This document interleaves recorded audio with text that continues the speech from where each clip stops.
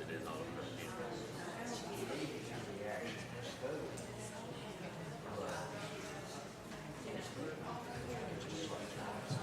What about the road? That's cool.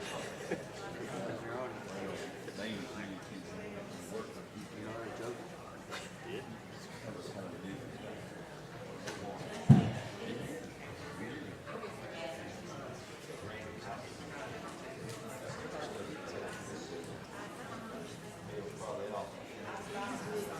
Only.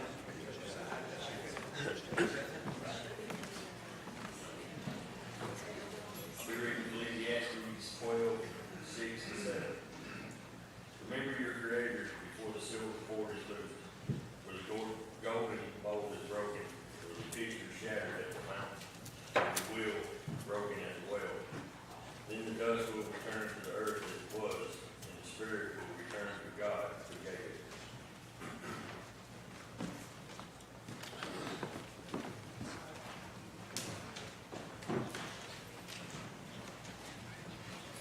Our first song, number 782.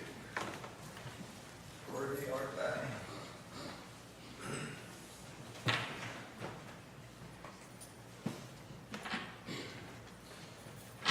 Worthy of praises, Christ our Redeemer, worthy of glory, honor, and power, worthy of all our soul's adoration, worthy art thou, worthy art thou, worthy of riches, blessings, and honor, worthy of wisdom, glory,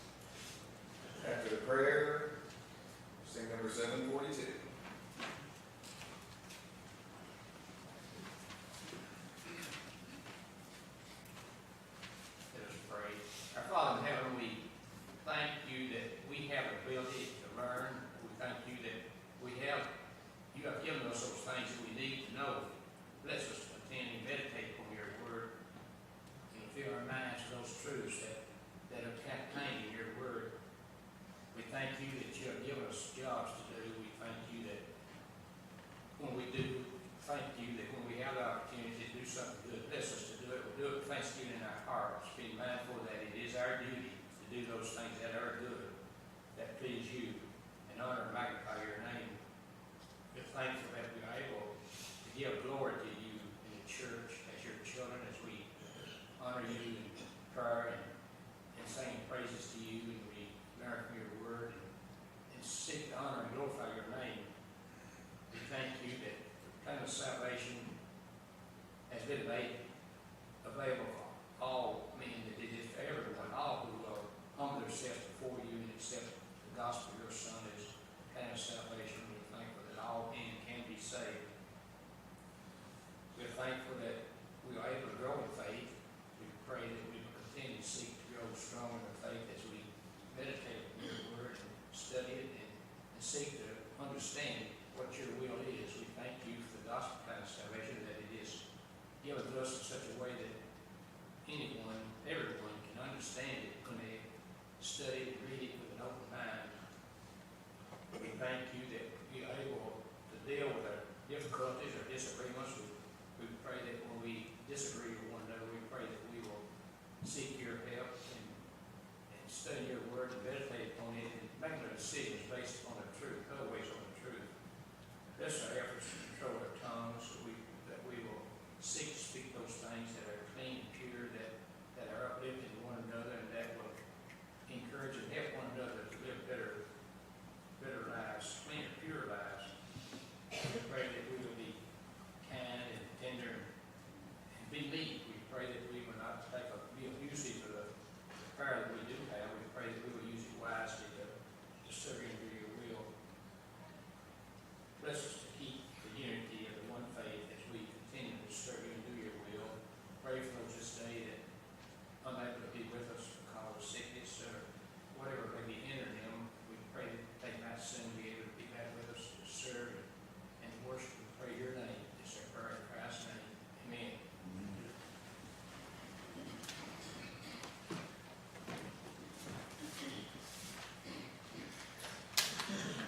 For the Lord's Supper, we'll sing Survey the Wondrous Cross.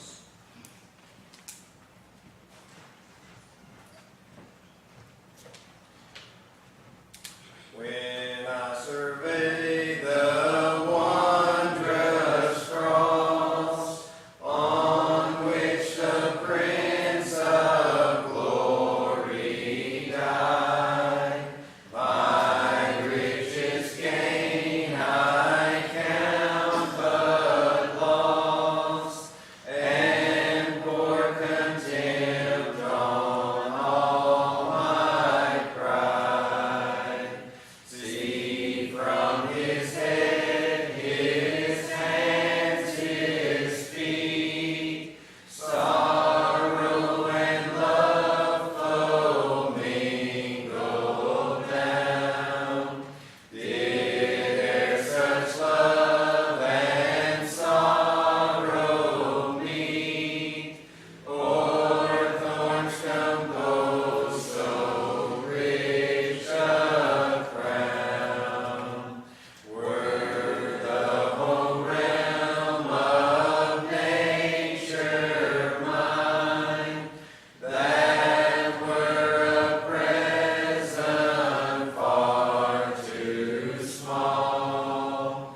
Love so amazing, so divine, demands my soul, my life, my all.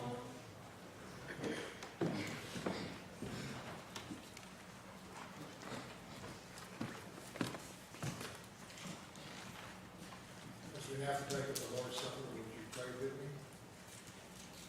Dearest Heavenly Father in heaven above, at this time, Father, we come seeking your blessings upon this bread, Father, for it represents to us the body of our Lord and Savior Jesus Christ, and brings to memory, Father, the sacrifice that was made for our sins. And Father, now as we take of this memorial, forgive us of our sins in order that we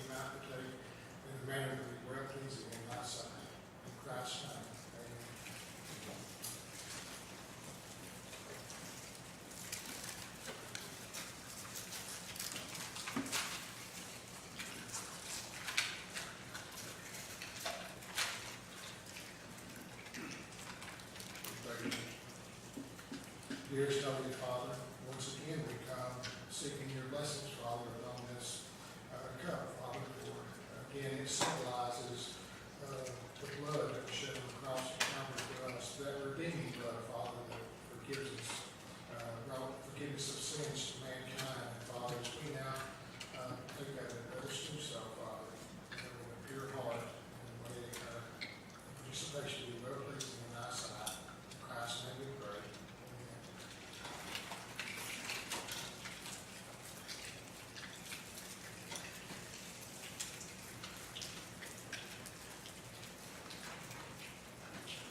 Separate and apart from the Lord's Supper, the giver remains every first day of the week. Would you pray with me? Dearest Heavenly Father in heaven, humbly we come at this time, Father, knowing that you are the great I am of the Bible, that you are the source of every good and perfect gift that we receive. And Father, we're thankful for the blessing of this past week of life, of health, of peace and prosperity.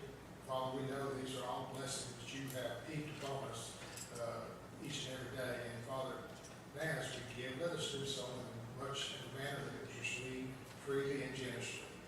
All this we pray in Christ's blessed name. Amen.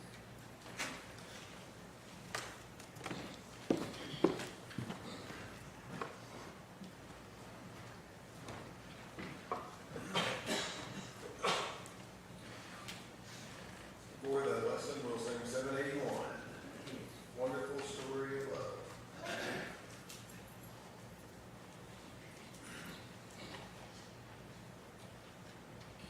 Wonderful story of love, tell it to me again. Wonderful story of love, wake the immortal strain. Angels with rapture announce it, shepherds with wonder receive it. Sinner, oh, won't you believe it? Wonderful story of love.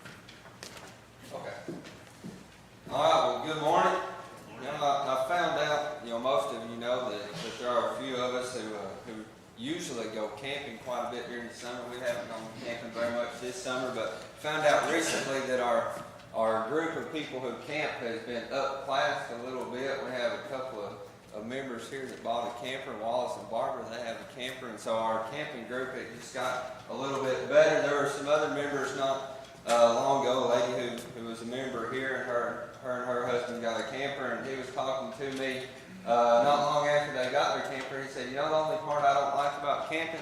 I said, "What's that?" He said, "Having to go home." That was his least favorite part about camping. Several weeks ago, we took our family, my sister and her family, and my parents. We were up in the mountains, let Mom spend some time up there. And as we were leaving, that Sunday, I have to admit, I didn't really want to come home. It meant having to accept some things that I wasn't really ready to accept. I didn't want to come home.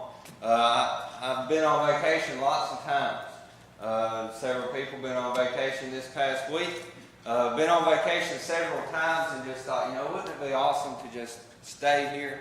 Just stay on vacation. There have been several trips to the beach in which I've probably told Ashley, wouldn't it be cool to just sell our house, sell everything we have? We could buy a sailboat. We could just sail around on the ocean all the time. Wouldn't that be great to just stay on vacation? There have been several times when I've had the feeling like I just don't want to go home. I just want to stay right here on vacation right where I am.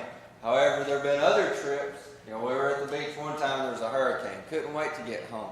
Been on camping trips in which it rained all weekend. And I thought, man, I can't wait to get home. And there's some times that you just can't wait to get home. In 2 Corinthians chapter 4, Paul had been discussing the persecution that he and the church had experienced and trying to comfort them. In verse number 16, he gets into the difference in between the temporal, things that weren't meant to last forever, and the eternal, things that were meant to last forever.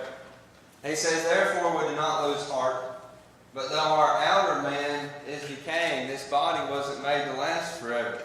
Yet our inward man is being renewed day by day." Our inward man was meant to last forever. It says, "For momentary light affliction is producing for us an eternal weight of glory far beyond all comparison.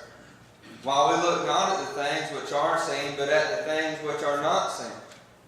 For the things which are seen are temporal, but the things which are not seen are eternal." Those vacations in which they weren't perfect vacations. Those vacations are the ones that made me really appreciate how wonderful it was to go home.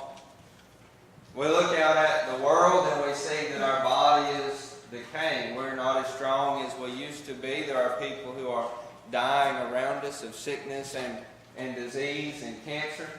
We look out at the world and we see all of the problems that are going on out in the world. And if this world was our home, then we would have something to be discouraged about. But as the song goes, this world is not my home. That I have something more than this. This is just a vacation that I'm on for a while. And whether I consider it good or bad, it's just temporary. And after this vacation is over, I'm going home. It says, "For we know that if the earthly tent, which is our house, is torn down, we have a building from God, a house not made with hands, eternal in the heavens. For indeed in this house we groan, longing to be clothed with our dwelling from heaven, inasmuch as we, having put it on, will not be found naked.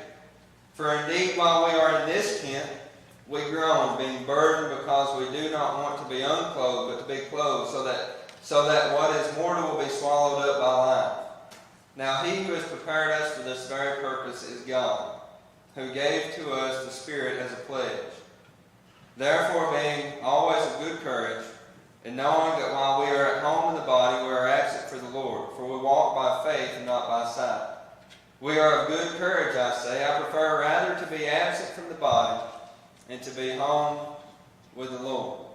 It's easy for people to look out at the problems of this world and just want to give up, but to the Christian, we are to understand that this world is not our home, that there is something more. This morning I want us to talk about that aspect of home. That aspect of having a church that is our home. The aspect of having a home in heaven. There are people who are homeless. Homelessness defined by not having a permanent place of dwelling or residence. We live in a physical world, and in this physical world there are people who don't have a home. I suppose that if I had been able to convince Ashley to follow my plans, we wouldn't have had a permanent home. We've been living on a boat in the ocean or in a van down by the river or something. And there are people who, not by choice, they don't have a home. Jesus, when he walked on this earth, he didn't have a physical home. He said that foxes have holes and birds have nests, but the Son of Man has nowhere to lay his head. He was a homeless individual. He didn't have a physical home to go to. But there's a big difference in being without a house. You know, that's what I would have been. I would have been without a house, living on a boat. But there are people who don't have a home. Jesus, he may not have had a house, but he had a home pretty much everywhere that he went. There's a big difference, you know, when I think about those vacations, those less than desirable vacations. I often got homesick. Especially if I was away from my family, I would get homesick. And see, the difference in not having a home and being away from home is that homesickness means that I have something that I want to go back to. You know, the prodigal son in Luke chapter 15, if we think about Jesus, Jesus left his home. He left a home in heaven with his Father. He came to this earth to do the will of the Father, and whenever this life was over, he went back home. It's similar to, but very different than the story we read in Luke chapter 15 about the prodigal son. You know, the prodigal son, like Jesus, he had a home. Verse number 11 beginning said, Jesus said, there was a man who had 2 sons. The younger of them said to his father, Father, give me the share of the estate that falls to me. So he divided his wealth between them. You know, that young man, he had a home. By reading, you know, the rest of this parable, we read that Jesus kind of paints the picture that he had a pretty good home. He had a father who was wealthy. We look at all the different things that were done throughout this parable, and we can imagine that this father was a wealthy individual. He had servants and slaves that had more than enough to eat. You know, he was able to throw this feast whenever the son returned. He's probably a pretty wealthy individual. That child probably had anything he ever wanted. The best tennis shoes, the best toys, probably a big nice house, and just had a wonderful life, but that wasn't enough. He didn't want to stay at home. He wanted to go somewhere else. He chose to leave. Verse number 13, not many days later, the younger son gathered everything together and went on a journey into a distant country. And there he squandered his estate with loose living. Now when he had spent everything, a severe famine occurred in that country, and he began to be impoverished. So he went and hired himself out to one of the citizens of that country, and he sent him into the fields to feed swine. And he would have gladly filled his stomach with the pods which the swine were eating, and no one was giving anything to him. You know, that young man, if you look at that situation, you think that's a poor, pitiful situation to find yourself there. But we have to remember that he made that decision himself. He had a home, and he chose to leave that home and go somewhere else. That he wasn't a homeless individual. He had no house. He was staying there with the swine. He didn't have a permanent place of residence, yet he wasn't a homeless individual. He had somewhere that he could go back to. And so he didn't feel hopelessness. He felt homesickness. And he decided for himself. In the next verse said, when he came to his senses, he said, how many of my father's hired men have more than enough bread, but I am dying here with hunger? He had homesickness. He decided, I want to go back home. He said, I'll get up and go to my father, and I will say to him, Father, I have sinned against heaven and in your sight. I'll no longer be worthy to be called your son. Make me as one of your hired men. You know, we remember the rest of the story. We looked at that next verse last week about how he went home and his father ran to meet him in verse number 20. Saw him a long way off and ran and welcomed him back. Now think about what that boy might have been feeling. Hopefully we understand the principle that our Father, He wants to welcome us back. In verse number 20 there, the Father was willing to accept him. The Father was willing to welcome him back before the child ever said anything. When he saw him a far way off, the Father was willing to accept him. In the next verse, verse number 21, the Son did admit fault, however. He said, I've sinned in the sight of heaven and in your sight. Please just accept me back as a slave. So he admitted that fault, and in the next verse, and the verses following, the Father forgave him, and they had that celebration. Hopefully we understand the point of the story, that our Heavenly Father, when we have made the decision, we don't want to be a part of His home any longer. We want to go out into the world, and we choose for ourselves to go out into that far-off country. Hopefully we understand that He is already waiting. He's watching. He's looking in the distance, hoping that we will return. And when we do, and when we accept fault, He'll throw that celebration. He'll welcome us back with open arms. But I wonder what that young man was thinking on the way home.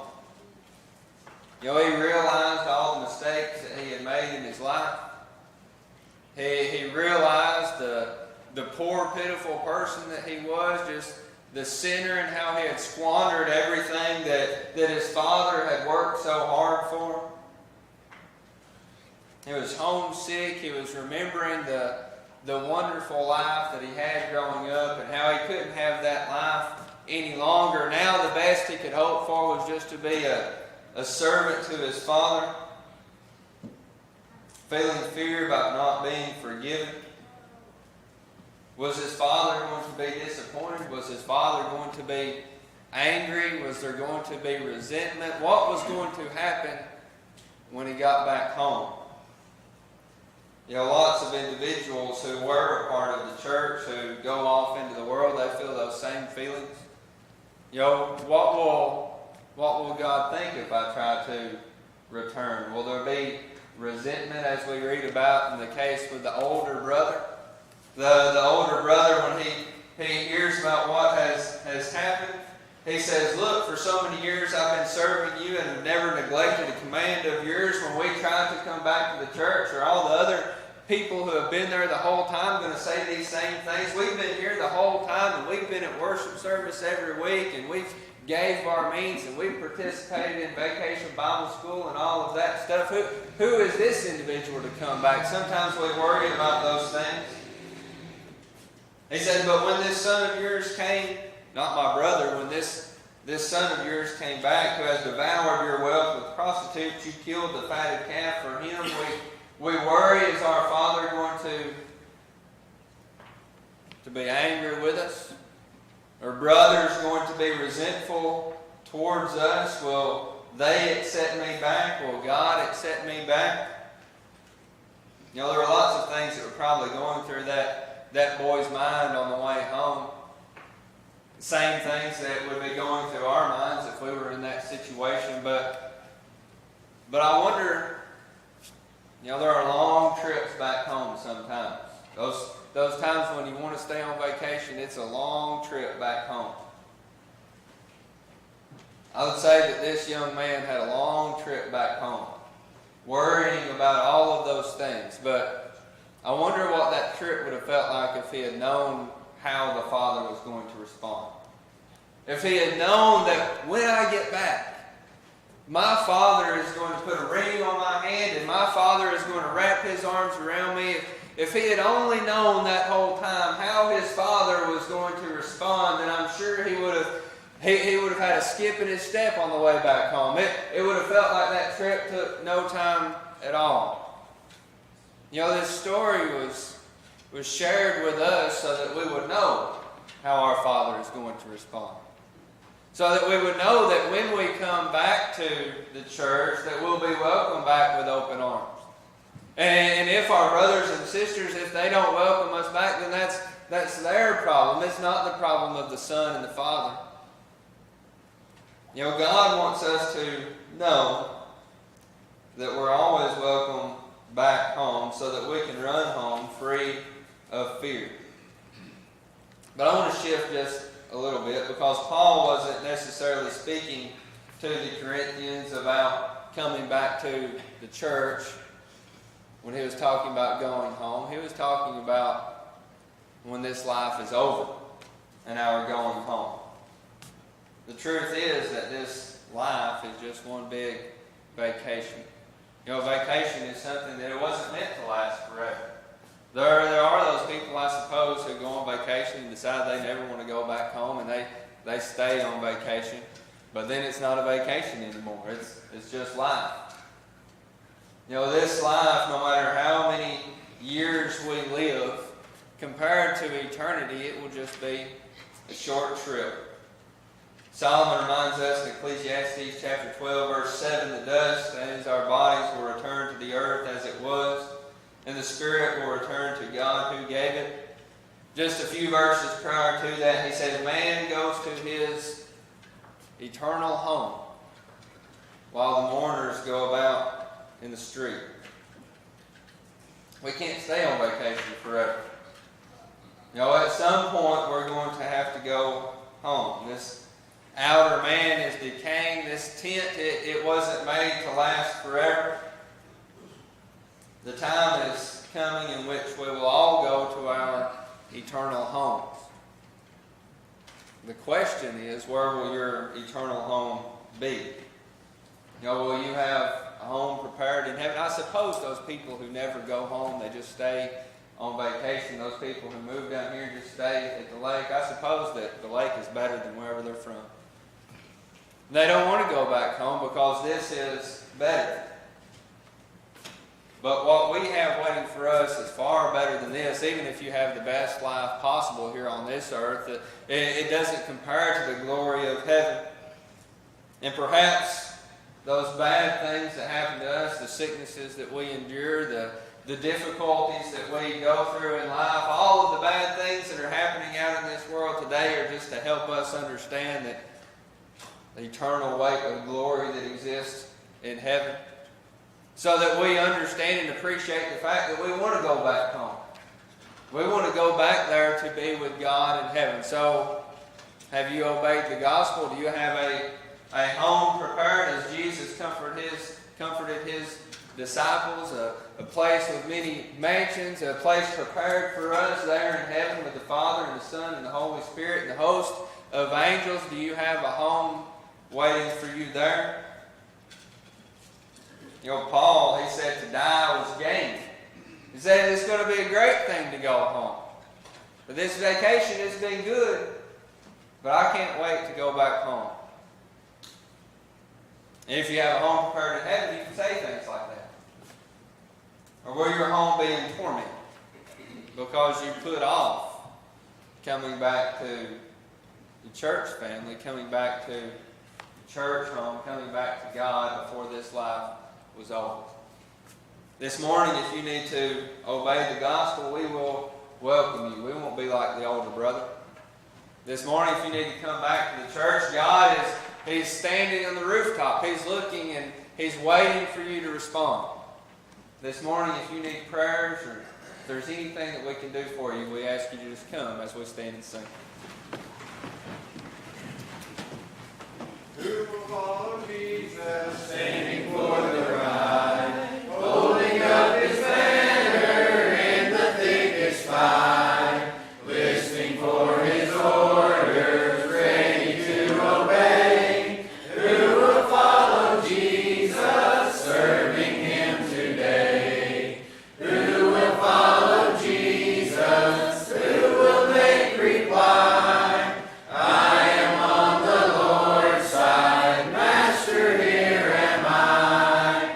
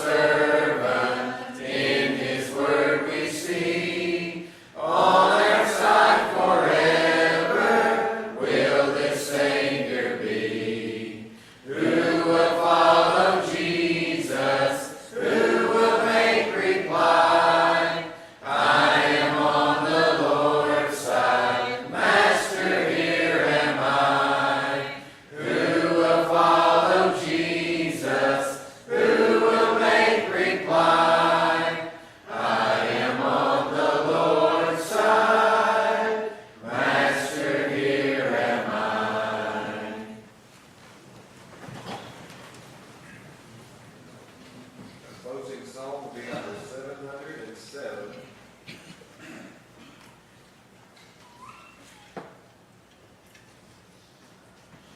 Brother James Gray has closing prayer, and then we'll have announcements after the prayer. Number 707, Christ be true.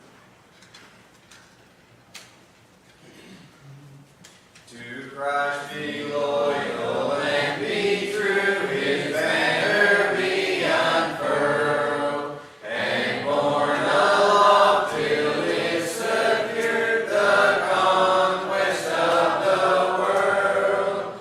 To Christ the Lord be true, ever true, for he will ever go with you and help you all your conflicts through. To Christ the Lord be true. To Christ be loyal and be true. He needs brave volunteers to stand against the powers of sin, moved not by frowns or fears.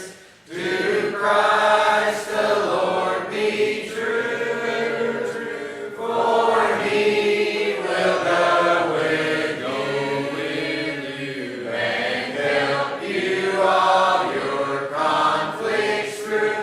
To Christ the Lord be true. To Christ be loyal and be true, and he will be your friend, defending and protecting you to life's triumphant end. To Christ the Lord be true, ever true, for he will ever go with you and help you all your conflicts through. To Christ the Lord be true.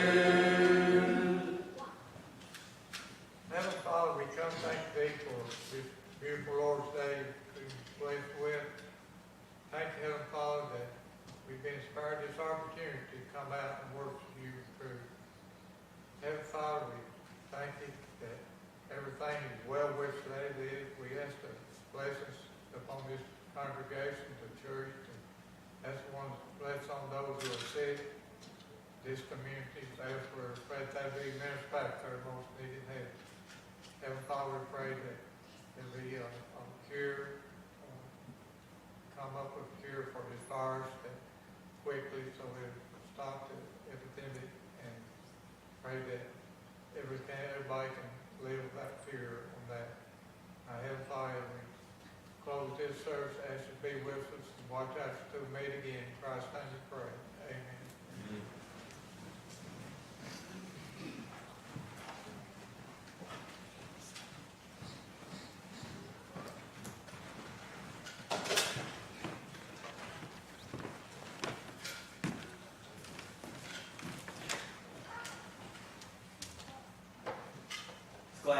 It's good to see each and every one of you here today.